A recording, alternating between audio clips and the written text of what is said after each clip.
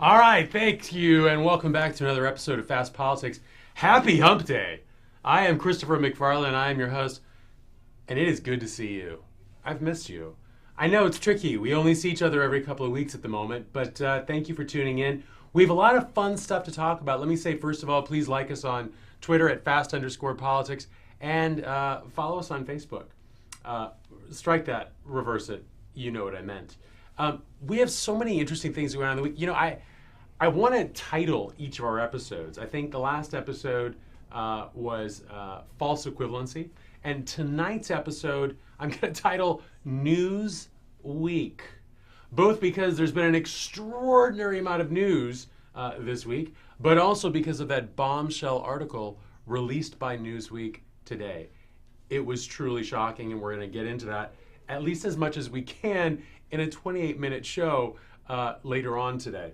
But first, let me start off, as we always do, with Common Ground. That's a segment of our show where we praise the other side of the aisle for something they did wonderful. And this week, my praise goes to Colin Powell. He said this week that Donald Trump was a national disgrace and an international embarrassment. So he also had some unkind words for Hillary Clinton, but I'm more excited about the words that he said about Donald Trump. Of course, this was revealed in a hack.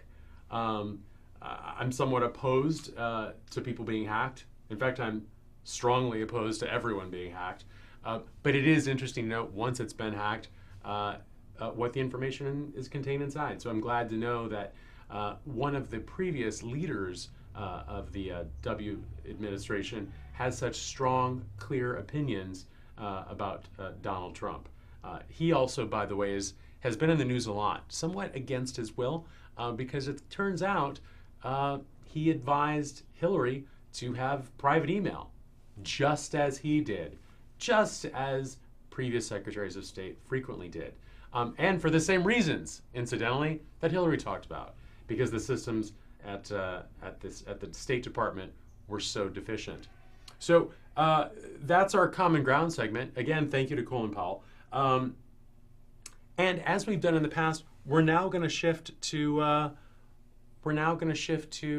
fun part of our show. It's the musical rant portion. So if I can have my choir member join me.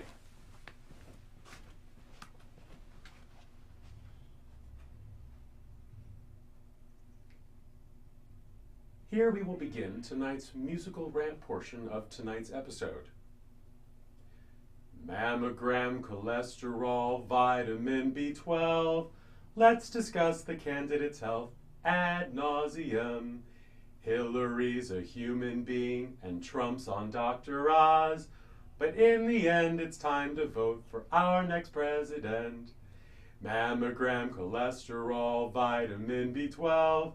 Let's discuss the candidate's health ad nauseum. Hillary's a human being and Trump's on Dr. Oz. But in the end, it's time to vote for our next president. Hillary's a human being, Trump's on Dr. Oz. But in the end, it's time to vote for our next president. Thus concludes the musical rant portion of tonight's episode.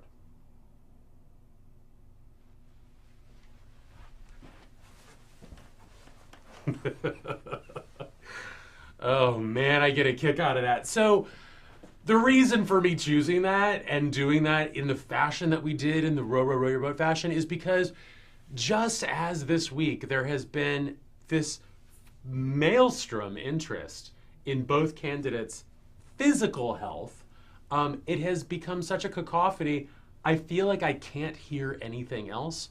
And so the point of us doing that in rounds was just to indicate how difficult it would be to actually hear the words, which is I think, how many Americans feel this particular week. While I am interested in knowing that they're of reasonable health, and I'm definitely interested in mental health. We spent last episode talking to Dr. Hillary Goldshire-Irace about that very issue. That, of course, is never really a subject that gets investigated and certainly not revealed to the American public.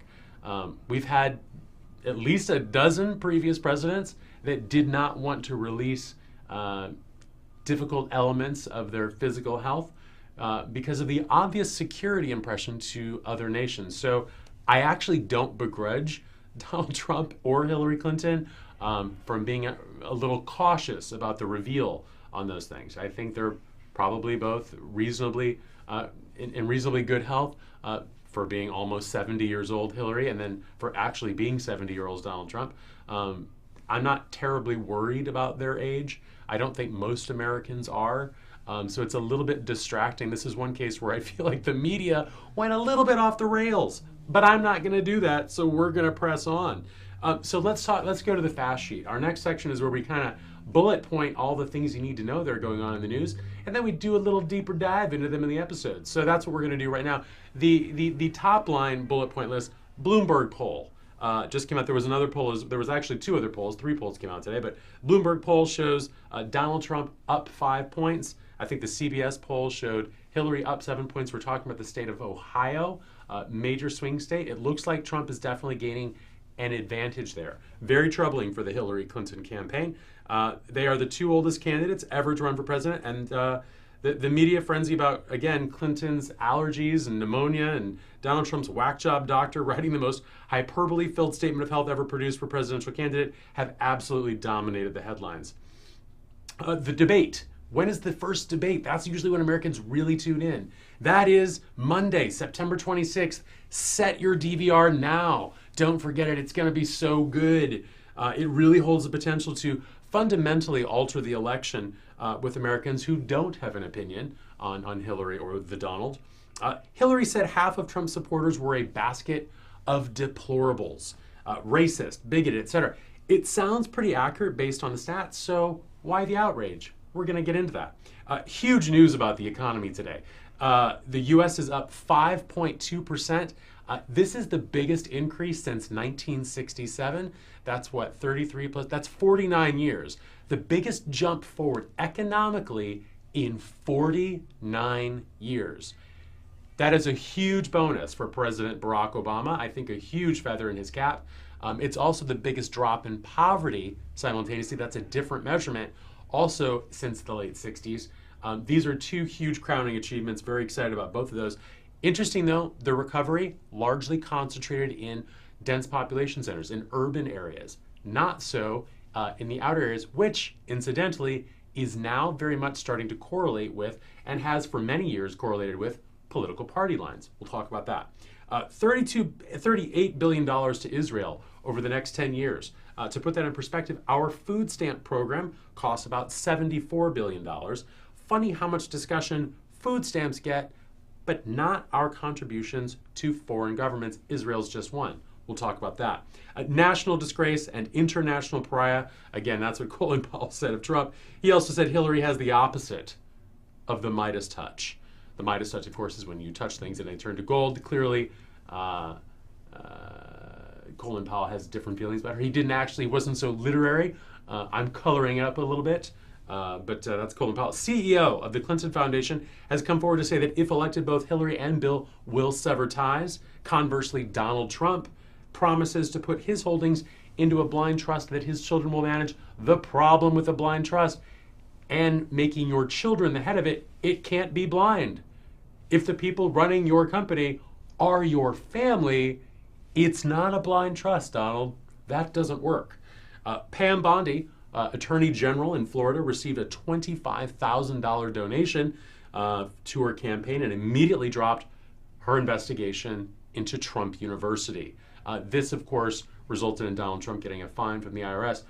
But there's a lot of stuff, a lot of investigatory stuff surrounding this that I think is going to come into the fore in the coming weeks. Donald Trump made a photo op appearance today in Flint, Michigan. I'm so glad that Flint, Michigan finally came onto his radar. It's only been about a year that people have been getting poisoned by their water and suffering permanent brain damage, but it's nice to know that he cares about this largely African-American community, even if just 55 days before the election. Good job, Donald. Of course, he timed it at a moment when the mayor was not there. She had actually expressly told him she didn't want him to come. He waited until she was in D.C. to make his appearance. Clever, Donald. Of course, in his appearance today, he was asked to stop speaking by the pastor of the church in which he stepped into. He tried to make it a political moment, and she let him know that wasn't going to happen on her watch. Please look up that video because that moment was literally priceless.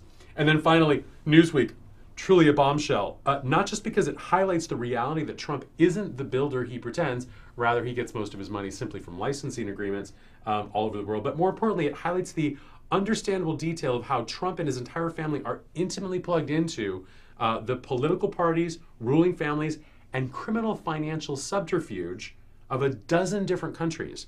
We also discovered his foundation's giving away other people's money, and we don't know if any of the money his foundation's giving away is his own. That was a little bit of a shocker. Okay, so let's jump into our deeper dive. The week in review. All right, let's talk about Ohio. Here's a little snapshot of Ohio. It's 18 electoral votes. The GOP has never won the presidency without winning Ohio. So the GOP has never gotten a president into the White House without winning Ohio, and that's why all eyes are focused on it. It's really interesting because I feel like in any other year, the things that Donald Trump has said about Hillary Clinton would immediately have disqualified him from the voting population of Ohio in particular. However, we're living in a new reality, right? It seems like every time he insults, his poll numbers go up, and anytime anyone else insults him, their poll numbers go down. So Hillary has to play a strategic game here. I think that she's got to continue highlighting Donald's fallacies while doing it in a way that isn't too disparaging for the white sensibilities of Ohio. And yes, I said it, the white sensibilities. Because it seems that's the group of people that was so outraged by the onerous statements that Hillary made this week, which we'll get into shortly. Okay, again, the debate coming up September 26th really holds the potential to help, I think, Donald Trump more than Hillary. Because expectations for him are so low. As long as he doesn't show up drooling out of the side of his mouth or insult Rosie O'Donnell, I think he will literally exceed expectations on both sides. Conversely, Hillary's expected to win, so if she loses, this could be potentially devastating for her. At the moment, it will just be the two of them. Another interesting note about this particular debate, Gary Johnson, the third-party candidate, he's a libertarian. When you throw him and Jill Stein into the mix, he pulls a huge segment of the 18 to 35-year-old demographic away from Hillary Clinton, meaning that a lot of the young people are finding Gary Johnson, the libertarian candidate, to be particularly appealing in this election cycle. That's interesting to note. I have this feeling that if Gary Johnson is able to cross that 15% polling percentage qualifier to get into the debate, I suspect he could actually make some interesting dynamics unfold. And again, 15% is the threshold that they have set for these debates. They could at any time reverse course on that and actually make it lower for him. And I think that there might even be an argument to do that. All right, Hillary said half of Trump's supporters were racist, bigoted, xenophobic, etc. And I gotta say, it sounds accurate based on the stats. So why the outrage? Multiple polls suggest that 58% of Trump supporters are racially resentful to minorities, and 51.8% support a constitutional amendment to ban gay marriage. There were several other polls. I didn't want to start listing them all, but as I went through the numbers, I actually found Hillary's claim and statement to be completely accurate. So this is what I meant by the white outrage. The problem is, if you assert these types of somewhat, and I'm not even sure that it's politically incorrect. Can it be politically incorrect when it's scientifically accurate? But when you make these statements about a population that is so easily offended as the uneducated white population is in America, suddenly the media doesn't start investigating whether the actual statement was true. Hillary, of course, walked back one word. She walked back the half of Donald Trump supporters, just the half part though, because obviously it clearly is half. It may even be more. Some folks asked me the other day, does that mean half of the United States? No, it doesn't. It's actually much, much, much less. Remember that Donald Trump benefits by having a three-way or a four-way election because there's really a cap on the amount of support he can get in the electorate. This is why he was so benefited by a 17-person field on the GOP side, right? There's only a certain number of GOP electorate that's actually going to vote for him. So that's why he was able to knock them off one at a time during the primary. During the general election, however, if it were just down to Hillary and Donald, her lead right now is about 5 points. But again, adding in Gary Johnson, Jill Stein, it diversifies those numbers and it puts him neck and neck with Hillary. So that's interesting. It's interesting stuff. But again, I go back to her statement. I have no problem with it. I mean, if she's identifying something that's factually true, again, he's getting roughly 41% of the electorate. Half of that means roughly 20.5% of the electorate. That is completely consistent with polls that we've done for years and years, roughly 20% of the population. It's higher than I ever would have guessed, much higher than I ever would have guessed, but it is reality. And I think for us to point the politically incorrect finger at Hillary, but not also acknowledge the scientific reality of it, is kind of shooting America in the foot. So America, I'm sorry for your bloody foot. Okay, huge news about the economy. A little picture of the alt-right that he represents. Those are the dog whistles. Huge news about the economy.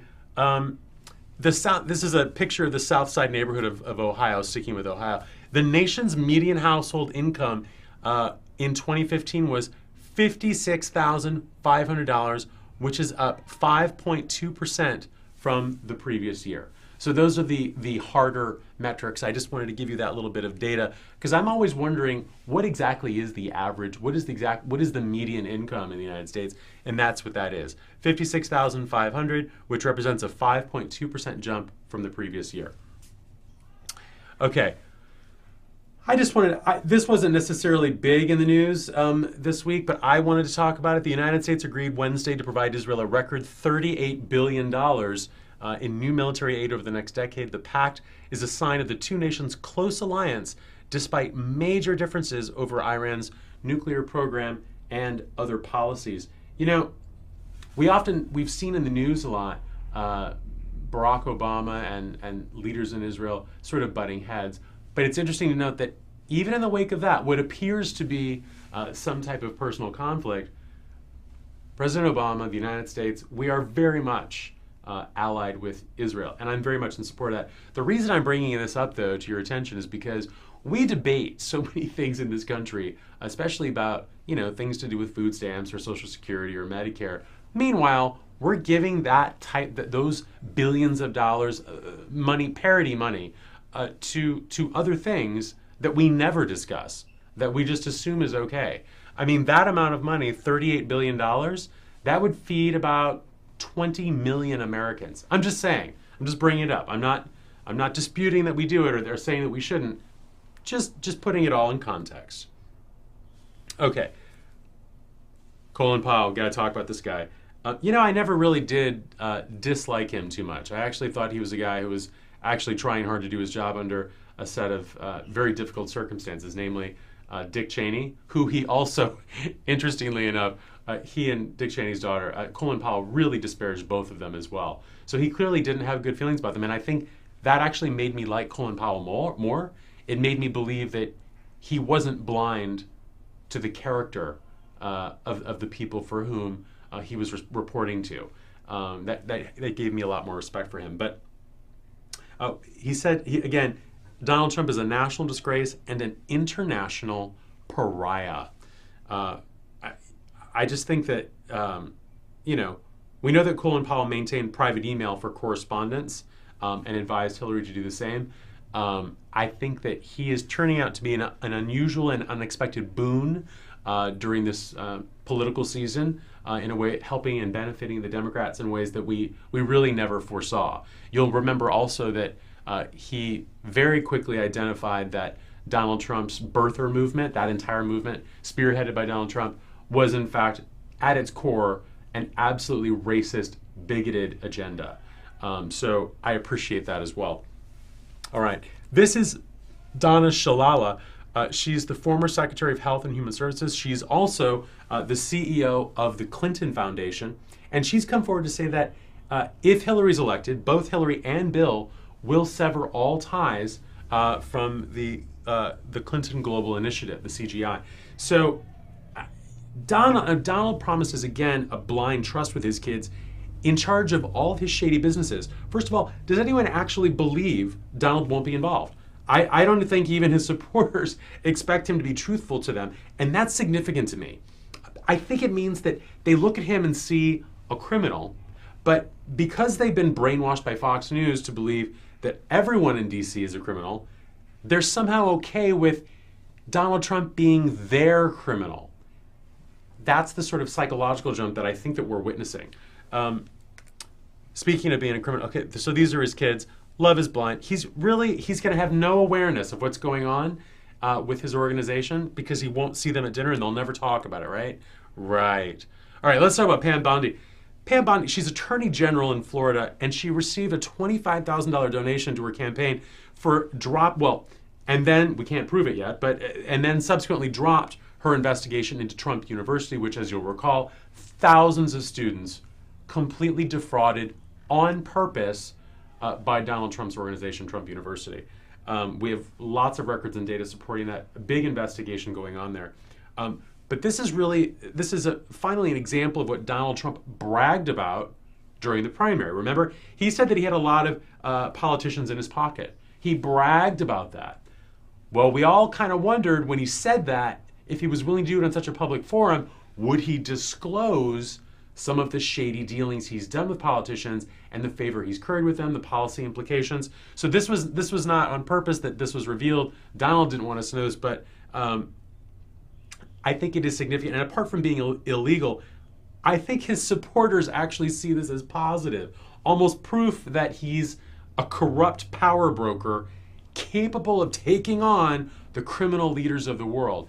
And isn't it interesting just to step back for a moment and see how through that prism, his supporters perceive all of his actions.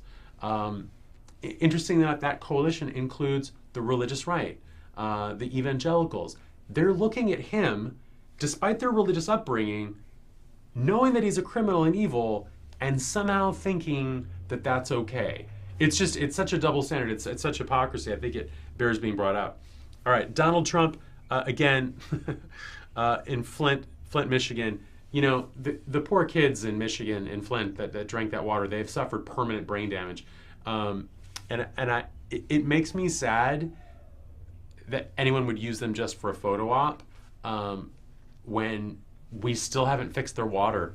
We've been talking about it. The mayor was in D.C. today, or yesterday rather, pleading to Congress for help with this. And he's using it as a photo op. It really makes me sad. Tony, God, still Tony putting in the Pokemon. Okay. What I want to do now is talk about the Newsweek article. I know that we've only got a couple minutes left here. Please just go online, find that Newsweek article. There's so much valuable information that there's just two things I want to bubble up. I'm going to read these excerpts from that article. There are a dozen countries involved where Donald Trump has holdings, business practices. He's involved with the political ruling families or the criminal financial subterfuge going on in all these different places. I just want to highlight two for you to give you a sense of the complexity. We've never had a president that would have to be torn in terms of American national security or his own personal financial interests. We've never had a president that had to choose between the two, especially not in such a dramatic way. We've asked Hillary and Bill to not be involved in a charitable organization that they started, which provides medication to 11.5 million people. But mysteriously, we're not asking Donald to sever ties with dozens of countries in which he is so politically engaged with those individual countries as an individual. It's shocking the double standard that we're witnessing right now in American politics. Let me read this though. Last month, scandal erupted over the development called Trump Towers Pune after the state government and local police started looking into discrepancies in the land records, suggesting that the land on which the building was constructed may not have been legally obtained. So if government officials conclude otherwise, the project's future will be in jeopardy and create a problem that Indian politicians eager to please an American president might have to resolve. This is in India, sorry. Also, Trump is very popular with the Hindu Sena, a far-right radical nationalist group that sees his anti-Muslim stance as a sign he would take an aggressive stand against Pakistan. When Trump turned 70 in June, members of that organization threw a birthday party for the man they called the savior of humanity. Do you kind of see how, if he becomes president, India is now expecting him, under the auspices of his organization, to continue the massive investment in their country, but they won't want to investigate the criminal with whom Donald has become associated for fear of risking Donald's investment in their country because he's president of the United States. It's all connected. All right. In another Indian deal, it was discovered that Trump's partner was identified hiding funds offshore and is currently under serious investigation. But Trump promised big development for India recently at a press conference. So might India stop their investigation of Trump's partner just to preserve a massive financial investment in their country and avoid conflict with the most powerful position in the world? It just doesn't take imagination to see the Donald doing this sort of criminal behavior, and that's concerning in and of itself. Now, when the complex opened in 2012, Trump attended the ribbon cutting and declared his interest in more collaborations with Turkish businesses, shifting to Turkey now, and in making significant investments there. In a sign of the political clout of the Dogan family, Turkish President Tayyip Erdogan met with Trump and even presided over the opening ceremonies for the Trump-branded property. Turkey is among the few Muslim countries allied with America in the fight against Islamic State militant groups. It carries even greater importance because it is a Sunni majority nation aiding the U.S. military against the Sunni extremists. Turkey has allowed the U.S. Air Force to use a base as a major staging area for bombing and surveillance missions against ISIS, and a Trump presidency, according to the Arab financier in direct contact with senior Turkish officials, would place that cooperation at risk, particularly since Erdogan, who is said to despise Trump, has grasped more power following a thwarted coup d'etat in July. These are just two examples of the danger that he poses as president. I want to thank you for joining us. I can't believe that's our time.